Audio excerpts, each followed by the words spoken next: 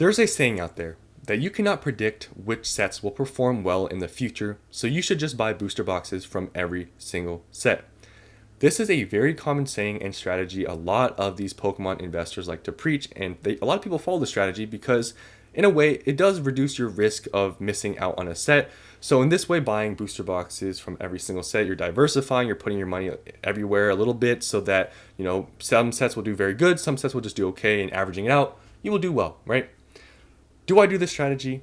No, I don't do this strategy at all because I don't really think this is a good strategy because I think there's a very clear pattern that if you just do a little bit of research, you can find this one single metric. It's not complicated to optimize how you invest in a Pokemon. Now, I'm not going to tell you to change your mind on what you're doing. If you think buying a booster box or whatever from every single set is a good strategy, go ahead, keep doing it. That's honestly good for you. It's your money.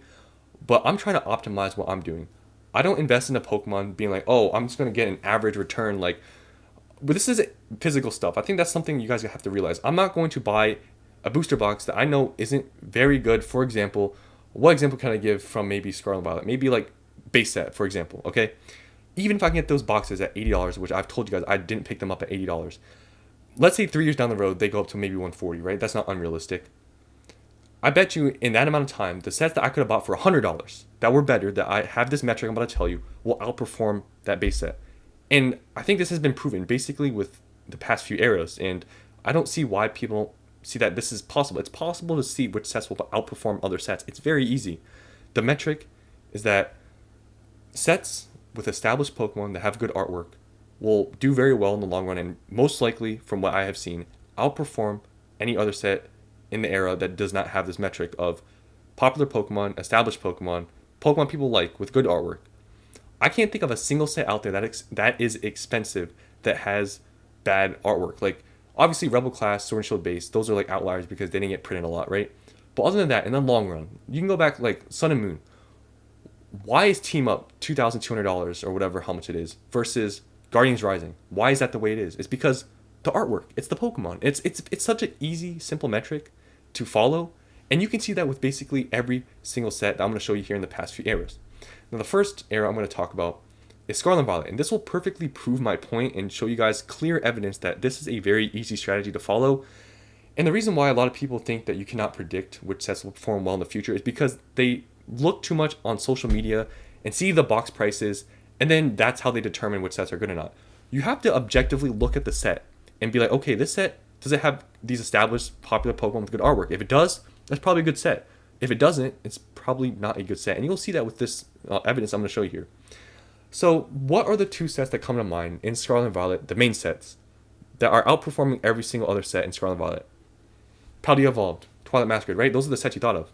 And now, why do those sets outperform all these other ones, right? The print runs were probably similar sized, right? Why is that the way it is? It's because these two sets have established popular Pokemon with good artwork in them, and that's it. That's literally the only metric. And they're out, and these cards are outperforming basically all the other cards in the set because these are the cards people want. I can't imagine anyone saying, you know what, for example, with Paldea Evolved, I want this Chi-Yu card, like 5 years from now. I think people are going to want Raichu, Tyranitar, Magikarp. Like, these are the established popular Pokemon that have been in the hobby for a while that people are going to like. And obviously, trainer cards are an exception because we know why trainer cards are expensive, right? But other than that, these are the reasons why these sets do good. And this is a perfect example. The sets outperforming, other sets in Scarlet and Violet, they have this metric. It's like, I don't see why people can't see that this is actually a trend and this is a thing you can follow to optimally invest in a Pokemon. So, and also, not even to mention, these aren't even SIRs. Magikarp, Raichu, Tyranitar, these are normal illustration rares. And it's outperforming these other, special illustration rares that probably, the pull rates are probably way harder on them than these other ones. Yet, these are cheaper because these just aren't that popular. Twilight Masquerade, same thing. Top cards. Greninja, it didn't just come out, right? It didn't just come out in Scarlet and Violet. Trainer cards, we know why. Eevee. And then look at the other cards. Now, I'm not saying cards or Pokemon that are new, like in Scarlet and Violet, I'm not saying these aren't going to perform bad in the future. I think if they have good artwork, that's enough. That's all it needs, right? But why, there's an obvious pattern here. It's the Pokemon that have been around for a while that people like. And now I'm going to go into the sets that aren't doing as well in Scarlet and Violet. And you will still see the top cards are usually still the established Pokemon, like I'm saying in my metric. Gardevoir, Miriam Trainer, Ralts. I'm just gonna quickly go over these because not much to say. Obsidian Flames, it's just Charizard. I mean, this set isn't that great. You guys know my opinion on this. Paradox Rift. Paradox Rift, I still think is a good set. Even though the box price is only like $100. But look at the top card. It's a Groudon. That's a normal illustration rare. It's outperforming the SIRs because it's a nice artwork, right? I mean, there's probably competitive play maybe to it. I don't really know. But it's more expensive than the Roaring Moon. And I don't know about you guys, but let's say 5 years from now. Can you guys see someone saying, man, from Paradox Rift, I really want this box because I want to pull the Roaring Moon or the Iron Valiant, right? Like, I think people are going to be like, I really like the Groudon. I like, the Altaria. Like, these are Pokemon that have been popular for a while now and that are established. Like, I just can't see people saying that to these newer cards. Now, obviously, in the future, this all can change. People can maybe people like this card in the future. But just long term, it has been proven, and even the older eras, I'll show you. These are just the Pokemon people like, and this is why people buy these boxes for these, established popular Pokemon. Now, Temporal Forces is an anomaly kind of because you guys know I have Temporal Forces booster boxes. Just the artwork in the set is very nice. It doesn't have like any super popular established Pokemon, here that are expensive, but just the artwork is very nice. That's why I bought them, and that's really all I think it needs. But it's not like Twilight Masquerade or Paldea Evolved where it has my metric, but still it's a good set because it has really nice artwork in my opinion. Then Stellar Crown. Stellar Crown, Terapagos on the top. It's because Terapagos is a new Pokemon, but I think this has to do with rarity obviously, and the artwork is decent. It's decently nice. But still, there's Squirtle, Bulbasaur on the top here. They're just normal illustration rares that are doing very well. But this is a smaller set, so I don't really like to use this as a good comparison. But now we're going to Sword and Shield. Now I want to talk about why I like Sword and Shield so much. There are many people that say that I just pump up Sword and Shield and everything, and that Scarlet and Violet is so much better. Like, why do you only talk about Sword and Shield? Why are you buying Sword and Shield boxes? They're so expensive now, right? Well, Sword and Shield has something that Scarlet and Violet doesn't have. Sword and Shield, first of all, the time it came out is very important, right? But regardless of that, Sword and Shield, just basically any set with alternate arts in it, is a home run because all these sets in Sword and Shield from after like the first 4 sets, they have popular established Pokemon with very good artwork that people are going to want to chase in the future because they're just popular Pokemon. And that's it. It's as simple as that. And that's why I like Sword and Shield so much, is because it just has that metric.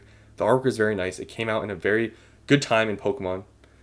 That's why I like Sword and Shield so much. And you'll see with all these sets why they're so good. Like Tyranitar, established popular Pokemon. It's above the Ursafoos because Tyranitar is more popular than Ursafu, right? Chilling Reign, the top cards, Blaziken, Moltres. Even, cards that aren't as popular, I'm telling you, if they have nice artwork, they're still going to do well.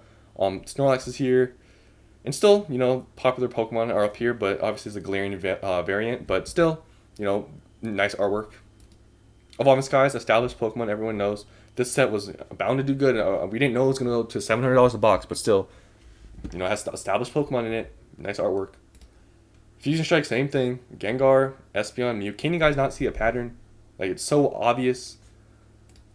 Brilliant Stars. This is just a trainer gallery because I forgot to change it. But Brilliant Stars has the Charizard. I mean, there's a pattern here. Astral Radiance, Machamp, Palkia Dialga, and also it has the Starmie in the trainer gallery. Lost Origin has the Giratina, Aerodactyl, Silver Tempest, Lugia. And then some of the sets that, these boxes are not cheap. Like Rebel Class is still like $200 something, but it hasn't gone up in value in like over a year. It doesn't have that metric of popular Pokemon, right? With nice artwork. Where there's none of that here, so that's why this box has been stagnant. Darkness Ablaze, it's kind of the same thing. It doesn't really have that. It has the Charizard. That's pretty much the only driving factor, and it's still not that expensive because the set was printed into the ground and just doesn't really have any nice artwork. Then lastly, Sun and Moon. Now Sun and Moon is pretty similar to Sword and Shield in my opinion, where a lot of the sets have these popular established Pokemon, unlike Scarlet and Violet that I've noticed. A lot of the Scarlet and Violet sets have just, there are some sets like I've shown you that have it, but Sun and Moon and Sword and Shield have more, basically like all the sets have popular established Pokemon in them. But Team Up, why is it this expensive? Why is it $2,000 something? Well, obviously, the cards in there are very expensive and they're all, popular Pokemon in them. I know I'm pretty much a broken record at this point, but I just want to go through, this is obviously, the trainer cards, but I just want to go through this. And obviously this is like a kind of an exception, but still, this is a very clear pattern here. If you look through all these sets, and you can keep going, and I can keep going, And I don't really got to say too much because it's just such a. And these are the sets that aren't performing as well. Although I'll show you Crimson Invasion. I mean, it doesn't really have any that nice artworks. It doesn't really have that, Pokemon that is really sought after. And then Guardians Rising, it has Sylveon, but that's kind of it. And these sets aren't performing as well as all the other ones I just showed you. So that's pretty much all I have to say. Is that it is possible, in my opinion, from the data I've shown you, that you can see which sets are going to perform better than other ones. And that's why I invest the way I do. I don't buy every single booster box from every single set. It's just, in my opinion, from what I've seen, those sets are not going to outperform the sets that are popular, that have the popular Pokemon. I can't think of any set out there. Like, tell me in the comments below if I'm wrong about this. Name me a single set that is terrible, that is outperforming other sets from its era that have, better cards than that set. Like, I can't think of any single one other than Sword and Shield based, maybe Rebel Clash, like those ones, okay. But other than that, go back sets that are 5+ years. There's no sets out there. So to say that you cannot predict which sets will perform better than others, I think is just totally untrue. So that's the end of this video. Hope you guys enjoyed, and I'll see you on the next one.